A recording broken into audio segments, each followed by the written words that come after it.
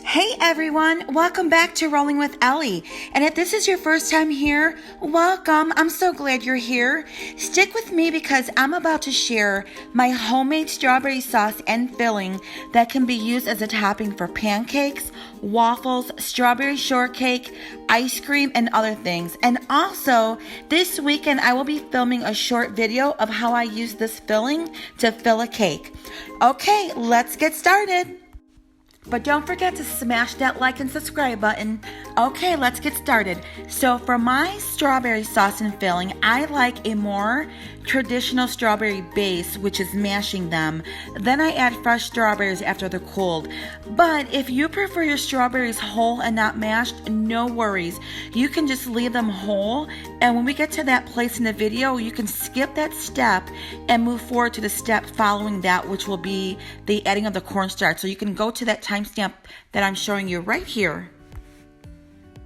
In a medium saucepan with your burner on medium heat and already starting to warm, add 2 cups of strawberries and give it a little stir. Add 1 cup of sugar and stir for about 20 seconds. Your sugar is going to start to melt, but once you add your water and it gets to boiling point, your sugar will melt completely. So now add a 1/2 cup of water.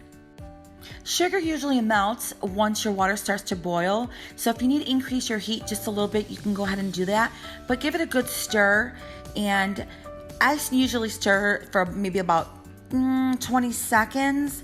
And now is where I want to mash it. So again, if you don't want to mash your strawberries and leave them whole, that's totally fine. You can just totally skip this step. So now I'm going to add a 1/4 teaspoon of vanilla and a 1/2 teaspoon of squeezed lemon juice. If you don't have lemon juice, you can go ahead and just use a 1/4 teaspoon of lemon flavoring if you have it. So now it's time to add our cornstarch, and what we want to do is add 1 tablespoon of cornstarch to 2 tablespoons of very cold water. A very important note about adding cornstarch to a hot liquid is you always want the liquid you're adding the cornstarch with to be cold, because if it's warm or hot, when you add it to that hot liquid, it will clump. And that's actually the reason why gravy gets lumpy. It's because the cornstarch has to be tempered. You have to add it to a cold liquid, mix it, and then add it. And also, when you add cornstarch to something, it will have a cloudy look. That just means that your cornstarch is not cooked yet. So once you start to cook it and it's thickened enough and it's cooked, that cloudiness will disappear. But if ever you add it to something and it's way too cloudy even after cooking it for a little bit, that usually means you either have too much or it's just not fully cooked. So cornstarch does have a cloudy look until it's fully cooked. So now I'm going to add about 8 to 10 drops of red food coloring, and I do understand that some people cannot have red food coloring, red food dye. It's not healthy for you. There's a lot of things going on about it. I don't eat it very often, but me personally, I like my strawberry sauce nice and red. If you don't, that's totally fine. Just keep in mind that strawberries naturally, when they're cooked, they're not very dark red. They're kind of bland looking. So if you're okay with that, hey, this is your strawberry sauce. More power to you. So for me, I like it nice and red. It's just how I like it. I like when it's just dripping all over my ice cream, or I have it in my cakes and we cut them cakes. You see that beautiful red color like you see right here. So this is what it should look like. And this is what I mean about that base. Some people don't like the texture of hard strawberries. I don't always as well. And also, if you need your strawberry sauce right away and you don't have time for it to cool, you can do this, what you're seeing here, what I call a water bath.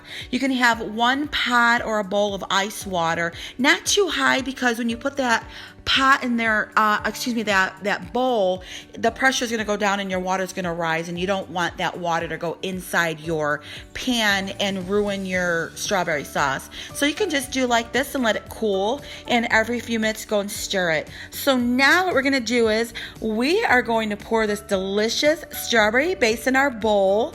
Look at that beauty. They're so delicious. Now we're going to add all the rest of those strawberries that we chopped up from that was left over from those 2 pints, and put it in this bowl and mix. Give it a good mix. Look at that. And it's up to you. You may not want this many strawberries, and that is totally fine, but look at this gorgeous, delicious strawberry sauce. Wait till you see what I do with this next week. Did I mention this also goes great with cheesecake? Look at that. Let me tell you, this was so delicious. I enjoy this piece of cheesecake. I don't just do these videos and give it all away. Sometimes I eat it myself.